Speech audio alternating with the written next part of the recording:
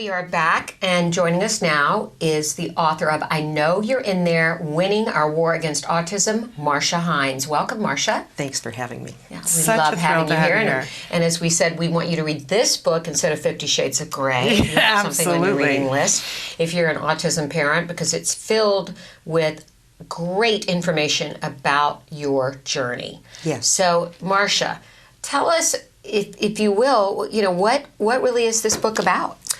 Well, my son Ryan is now 26, and he's an engineer at a major aerospace company.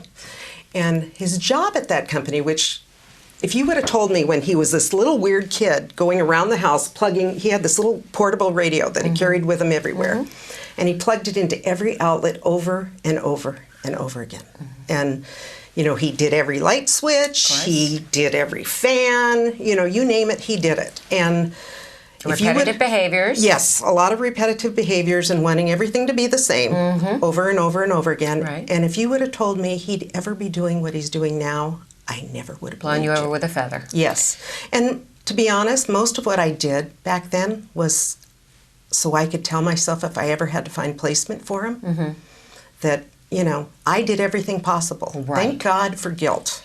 Yes. Because I probably wouldn't have done half the things I did. But I have to say that as a parent, as I've interviewed so many parents who have gotten their kids to a point where they use a word like recovery or say that they, have left the diagnosis behind, the one thing that I find in common, besides the fact that they've had some measure of taking care of the medical side of kids and some measure of ABA, which we're going to talk about that you did both of those things, is the attitude of the parents is always that and they all say pretty much the same thing, that I determined that I was going to be able to look my kid in the eye and said I did everything that I could have. That kind of will, and you certainly in your book you chronicle that you did everything and then some. Well, I'm always amazed at the moms that I meet because they are so strong and they are so determined. And, I'm going to go to Autism-1 this year, and I'm going to be in the recovery lounge with a group they call the Mothers Determined. Right. Because we're all authors with recovered kids.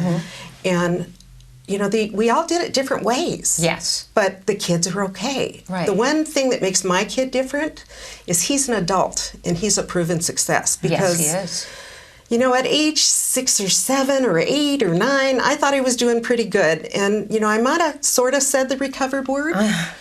But he really wasn't. Right. I thought he was. But as kids get older, the social skills get harder. Yes, the gap widens, as they say, the academic gap and the social gap. This is what I'm finding with Wyatt. Yes. Yeah. So I want to look at a couple of things in the book because there are a couple of things that I just thought were fascinating. Okay. First of all, the foreword written by your son, I think, is required reading for every parent of a child with autism. Are you going to read it? It always makes me cry when I'm not going to read the whole thing, but I do want to talk about the fact that one of the things that I loved about your book is how courageous and honest you are, and that you have other people's voices in the book that are not yours, your son, your husband, your daughter, and you allowed them to be honest, and sometimes it wasn't necessarily the most flattering thing for you. And I thought, wow, how brave of you to have allowed that, right? You know what? I've had to put up with that from them for many, many years. As a matter of fact... But you didn't have to put it in print. No, I didn't. As a matter of fact, sometimes Ryan calls me and he says, "Did you see the Goldbergs?" Because he compares me to Mrs. Goldberg. I get that too. I get that too. That's a compliment, I think. But in any case, he talks in here about what, that you wrote this, gave it to him, and said, "What do you think? Is it okay to share this?" And that there's a part of him that isn't necessarily thrilled about all this being out there. No, he's not. And the people he works with have no idea. Yeah. Okay. And, I always talk about that he works at a major aerospace company because I don't want to mention where he works. Right.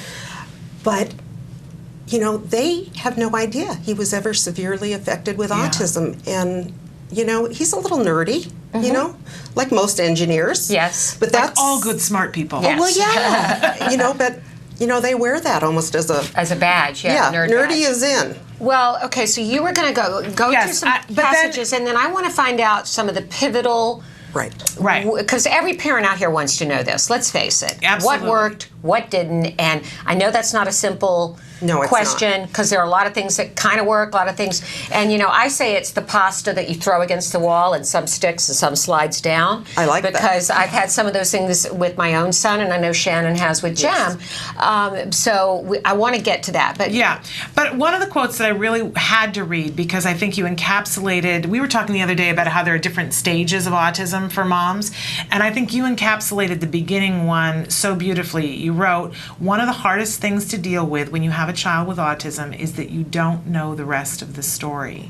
You have no clue how things will turn out. Not only do you have an awful day-to-day existence dealing with the behaviors of your child and the shortcomings of your medical and educational systems, but you are frightened beyond words about your child's future. Pretty much sums it up. And that was the hardest, I think, and I think is still the hardest for most moms, because you're worried who's going to take care of them if something happens to me? We're all worried about that. It's the big question mark that we always talk about in those first days about, and you're asking everybody, how is my child going to end up? What's going to happen? But I thought you did that beautifully. But we do want to talk about, because in this book, you describe yourself as someone who is willing to go down, drive far away to buy some prism glasses. Oh, I did the crazy things, yes. Because somebody told you that it might cure autism. Yeah. Right. And we all go down that road. Yeah, we do. I bought a hyperbaric. Yeah, there you go. We bought one. I put it in our home. You're worse than I am. Oh my God! The glasses were a little cheaper. We did an IVIG. We did IVIG for a year. We did chelation for 3 years. We did, everything. But you describe yourself as somebody that you say afterwards, I could think about it logically and say, if I thought about it, I would know that prism glasses are not going to cure autism. But there was that need in you to look and see everything. Right. But eventually, you get on a path. We should say at this point that both you and your husband had some early, very interesting, ironic exposure to autism and to ABA before you ever thought of having children. Tell our viewers about what you and your husband were doing back in your college days. Well, we met at UCLA, and I kept dumping him every time a cute guy came along. Right. But he kept coming back, which I'm happy about. Yeah.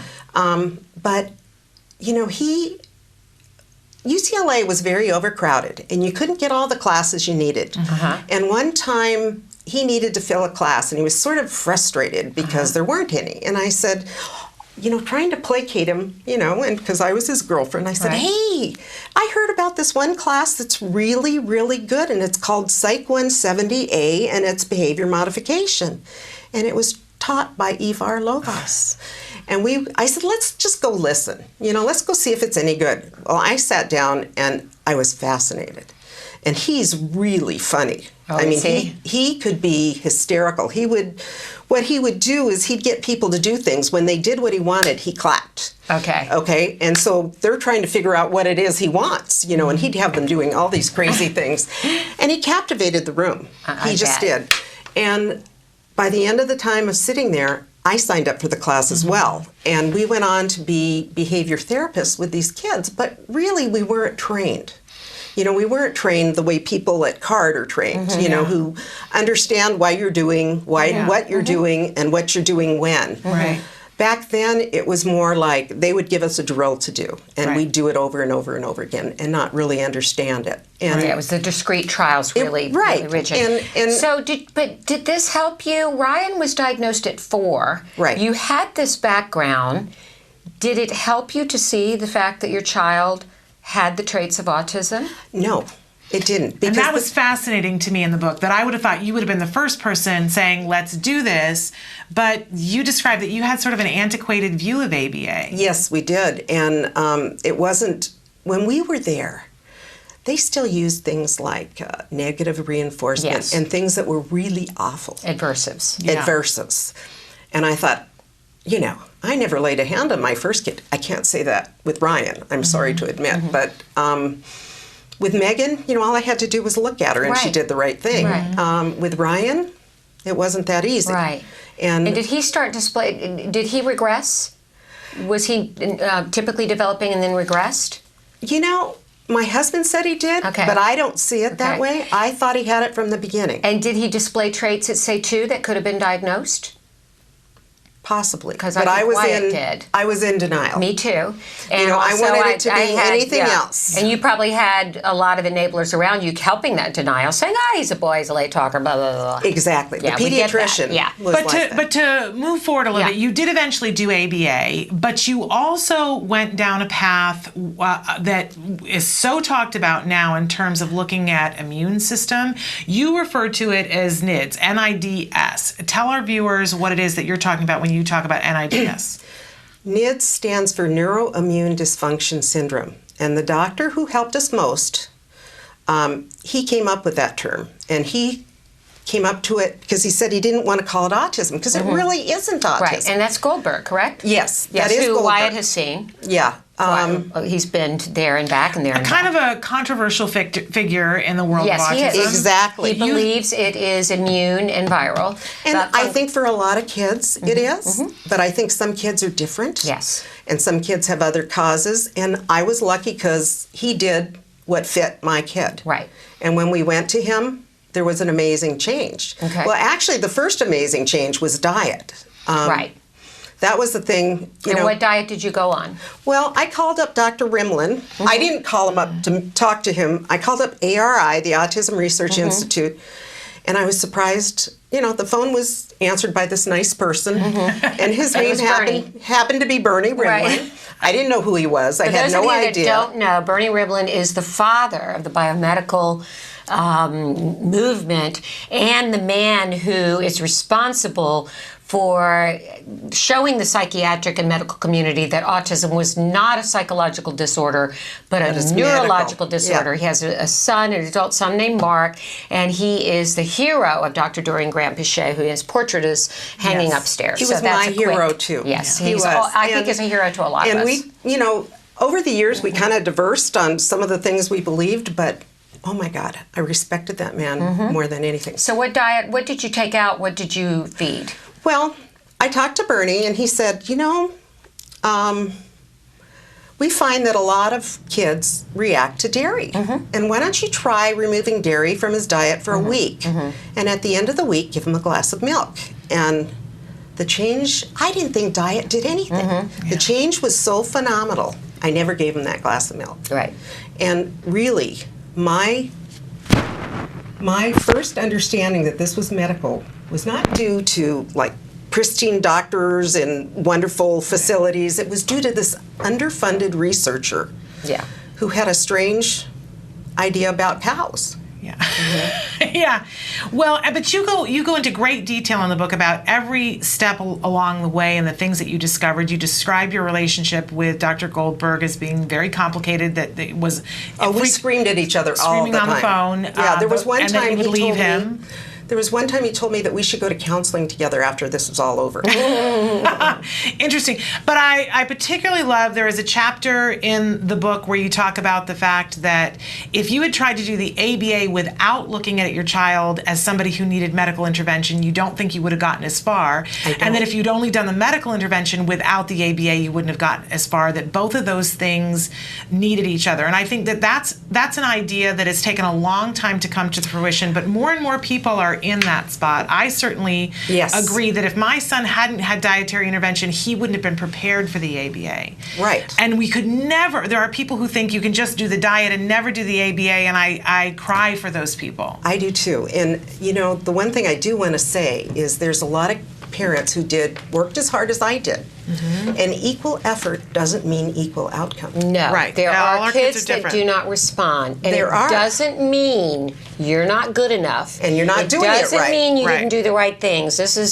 I just want everybody to let go of that guilt trip right now. I know families. I have a family on my board whose child is nonverbal, is a late teen, and they have done everything. Yes, I know people that way too. So it does not mean that you're not doing a good job. And it breaks your heart when you see it. Yes. Because Some kids have immune systems that are just too messed up to fix. Yeah. But I think this is a fascinating tale. You get to see everything from each person in the family and almost like a conversation with each person. Your husband writes something at the end, as does your daughter. One of the things that I think is absolutely amazing, you've got to take a look at this. When you go through the different school ages, too, and how you dealt with different things at different ages, but you wrote a letter to the kindergarten teacher and said, she thought I was crazy. Well, I think anybody would think you're crazy, but it's kind of crazy brilliant. Saying, you're going to be his kindergarten teacher, and you chose her very carefully, and here are all the things that he needs to learn. Right. And you put it all in these bullet points. I love that. And it's amazing. And I don't know how she didn't look at this and go, oh, no, I need to run in the other direction. But it's exactly what we should all do. And maybe we should take this into our IEPs. I've got one tomorrow. Well, but your list is going to be different than his was in kindergarten. Still. But you could print out from skills. Your child has the skills, and you could print out all the things that he has left to learn and say, here, now what are you going to take on? I just think it's brilliant. Yeah. Well, the thing was, I actually wrote his IEP bullets, too. I didn't leave it to the school because the thing is they have so many kids to help, they can't do it right. Yeah. No. They can't. Did he go to public school? He did go to public school, but he had an aide since kindergarten, and I was really... Until when? He had an aide through 5th grade. Okay. And in 5th grade, he was pretty good academically. But he did not, the social piece was still not there. Okay. He still had a lot, the social is the last to come. Right. He didn't have real friends till college. And I tell my mommies, in high school, I still was setting up situations, making things happen. Well, even you have a letter in the back. I mean, I just keep referring, but because you're going to love it. You have a letter in the back that he wrote to you from college about a difficulty that he was having, and then you have your husband's response writing back to him. Because I couldn't do it anymore. That is absolutely amazing, because he writes and says, Mom, I'm having trouble with this, and I'm doing this, and your husband writes back and says, hey, we taught you how to solve problems. Stop writing your mother and asking her to solve your problems for you. You figure it out. Yes. I bet you can figure out what to do about your backpack being locked in a room. You're a smart guy. I bet you can figure it out. Well, amazing. And the thing that was really pivotal for me, we're so used to following behind them and cleaning up what they don't do. Yeah. And it becomes such a habit for us as moms that we continue to do it because we think they're going to forget something important. Yeah. And it was my neighbor across the street who never had a kid with autism, who was the woman I'd stand in the middle of the street in our bathrobes and we'd discuss the world's problems. And she was, I'd knock on her door and I'd say, are you in? Do you have, is the psychiatrist in? Can I come talk to you? Right. And I said, I need a session. And one day she said to me, I said, I don't get it. Here he is. He's so smart. He's so accomplished. He's at college studying engineering, and he still has no confidence. What is going on here? And she said, it was brilliant. It's like she hit me over the head and she said, have you ever thought that maybe you do too much for him? And it was like, and when you do that, you're telling him he doesn't know how to do it for himself. And I never realized that. And I walked away and I thought for a few minutes and I immediately dialed Ryan and I said, okay, Ryan, this is the pink slip to your life. Do not call me when you lose something. Do not call me when you don't know what to do in a certain situation. I said, if you murder someone, call me. Right. I'll be if you there. end up in jail, I'll come get you out. Yeah, but do not call me over all these little things because you know how to do this. And that's when Ryan started to take off. Yeah. That's great because you gave him the independence, and I let him know I thought he could do it. Right. So, if you were to say this is a hard question. The single most important thing in your journey with Ryan, what would it be? I think that you have to combine everybody. Okay. And you have to use all of them. The behaviorists, the educators, the doctors, they each have a piece of the puzzle. And they each have a part that's really important. And if you use all of them, your kids can get better. You have to treat them medically so that their bodies, so that they become able to learn. Yes. Because sometimes they're so goofed up they can't learn. Yeah. And if you don't do the behavioral piece, then they won't learn the things that they missed. Yeah. And it's almost like taking a stroke victim and bringing them back. And bringing it back. Yeah. You have to teach them things that other kids just know. When I used to say to Ryan, smile for the picture, and, he didn't know how to do that. Smile. He'd go like this. He looked like the choir boy. Right. Yeah. And, it just, all those little things that we have to teach them one by one, behavior by behavior. And it's a good thing I didn't know how many things I'd have to teach. Otherwise, I might not have started. Right. But let me also just say to you, and I know Shannon feels this way, you could have had this success story and you could have gone off and lived your life. But instead, you wrote this book. I wanted to. You're inspiring, but you couldn't because you had that voice saying, help others, help others. Well, Kudos to you. Kudos to you. Take this in for not abandoning the community and helping us with your story. Thank you. You're welcome. But I made this deal with God.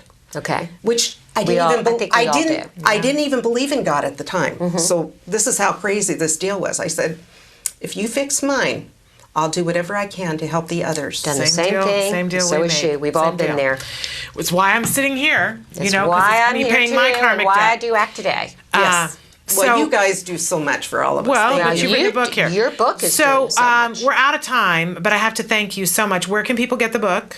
They can get it on Amazon. Okay. They can get it on iTunes. They can get it on all the places where you can get books. I know you're in there. And it actually mails from my garage because we're a mom and pop operation. Okay. So if you want me to write something in your book, send me an email. Tell me who to make it out to, and what email do you want them to write to? It's Marcia@iknowyou'reinthere.com. Okay.